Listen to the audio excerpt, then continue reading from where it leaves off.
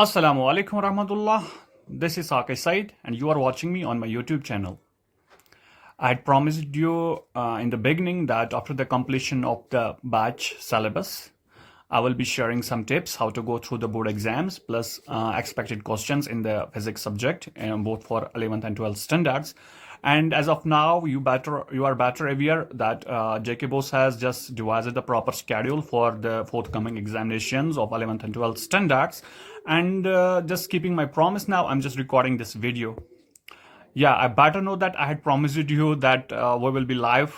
We will have a live stream on YouTube or the Facebook. But unfortunately, due to some technical issues with my OBS system, I'm not able to just get live. And I'm just recording this in order to just, if I will be able to provide some ease to your discomfort. Okay? Okay, now come live to my screen.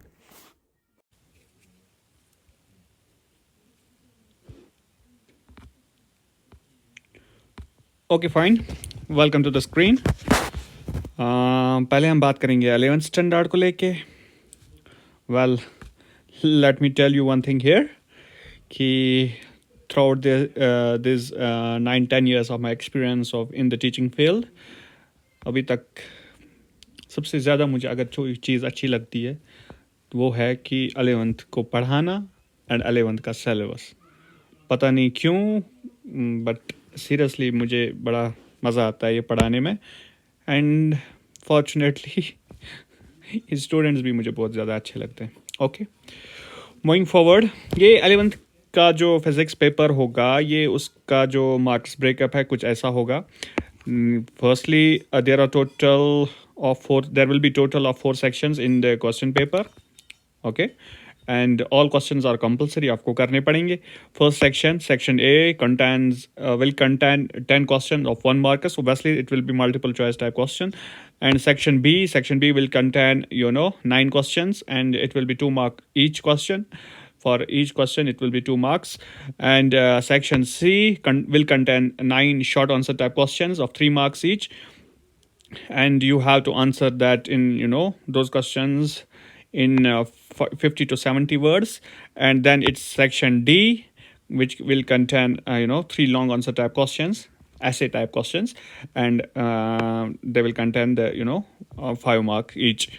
And हाँ, तो आपको कहीं कहीं पे अगर log table भी necessary है तो लॉग टेबल भी आपको यूज़ करना पड़ेगा।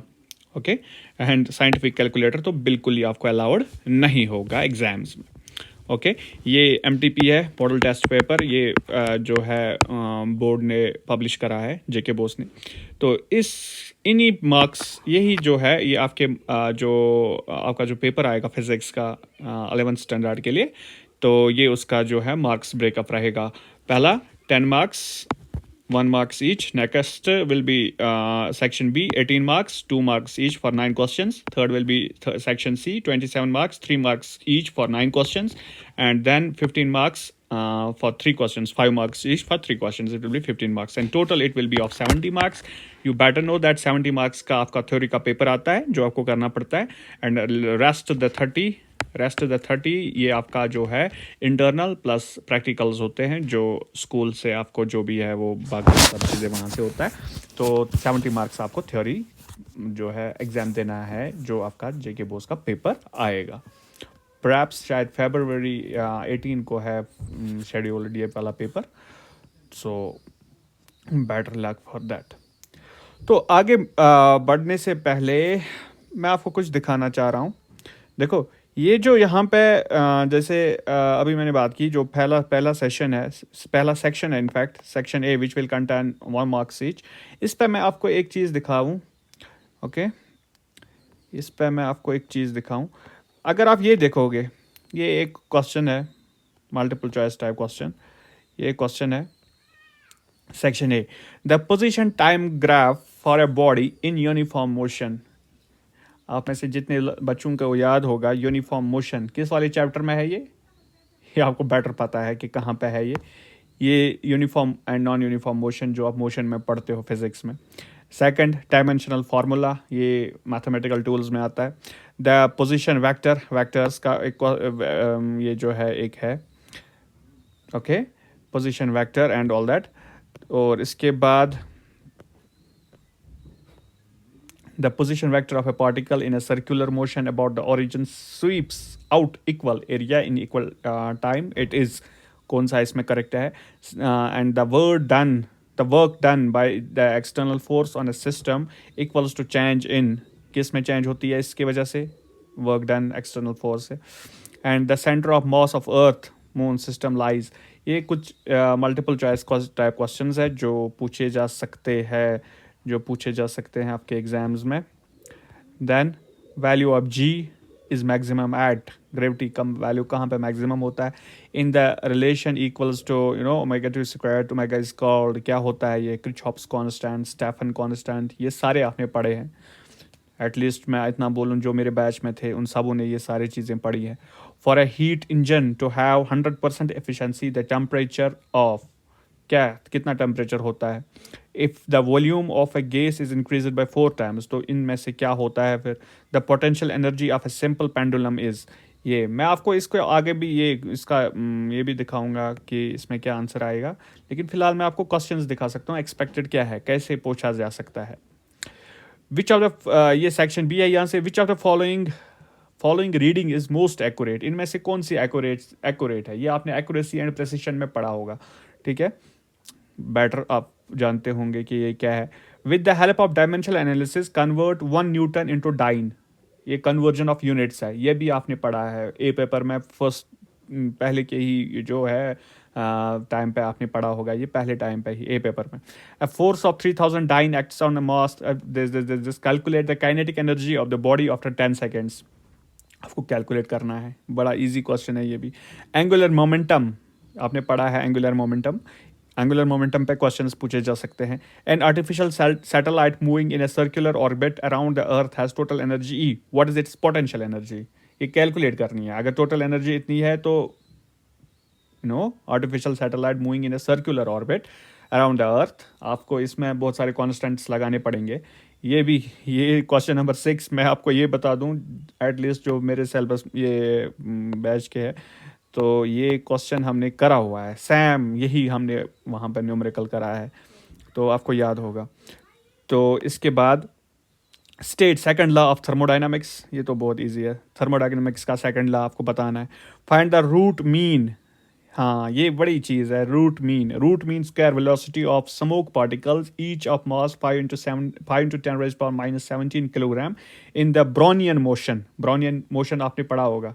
What is Brownian motion?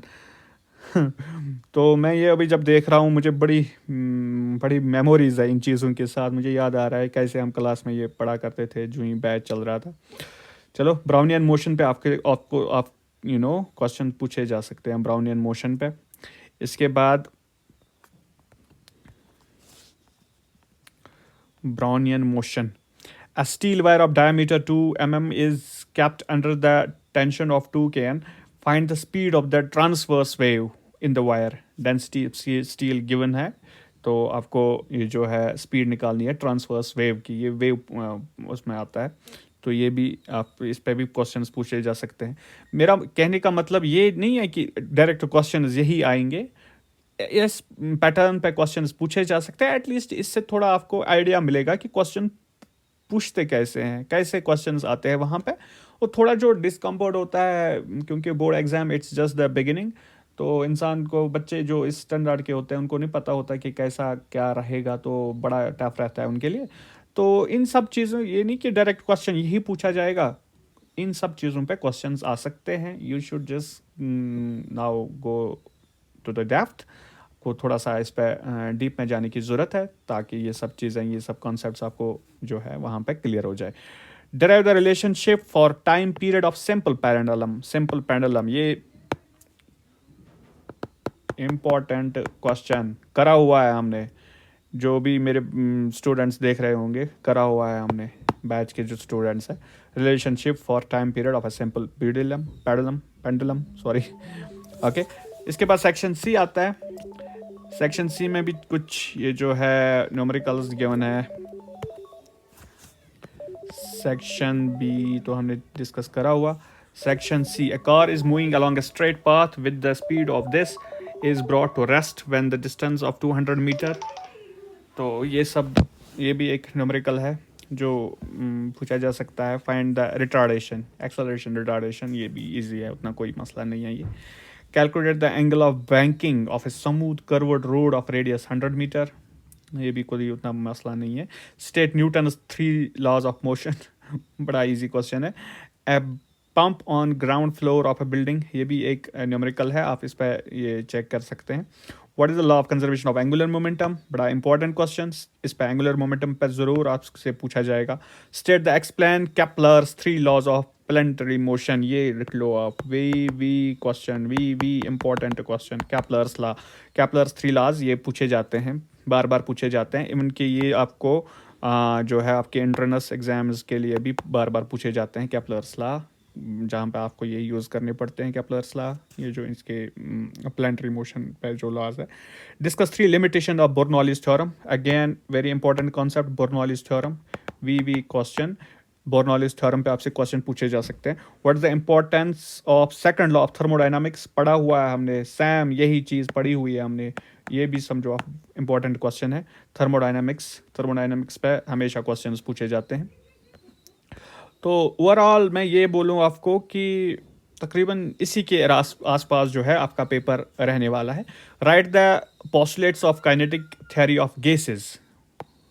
हाँ, ये मैं आपको बता दूं, ये क्वेश्चन जो है इस पर 1-2 न्यूमेरिकल्स शायद लास्ट मैंने जब पेपर देखा था, इसमें क्या नाम है इसका, एनडीए में पूछे गए थे ये, इस पर क्वेश्चंस. मैंने एनडीए का पेपर देखा था, चेक कर रहा था मैं, तो इस पर क्वेश्चंस पूछे गए थे.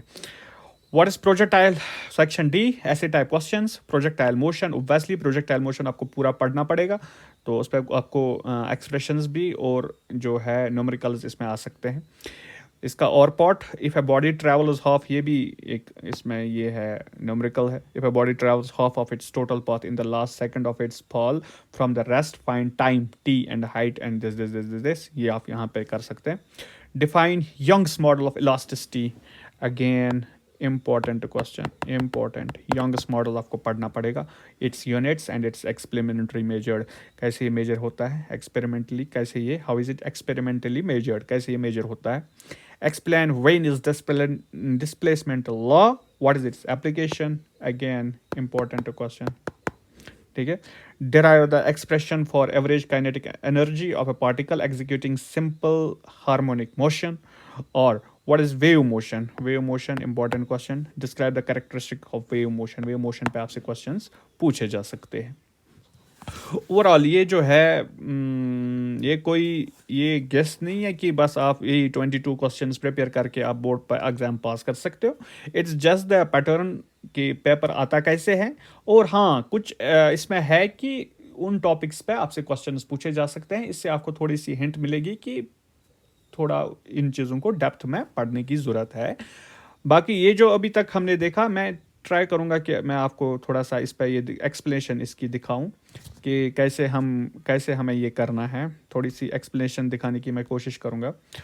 ओके.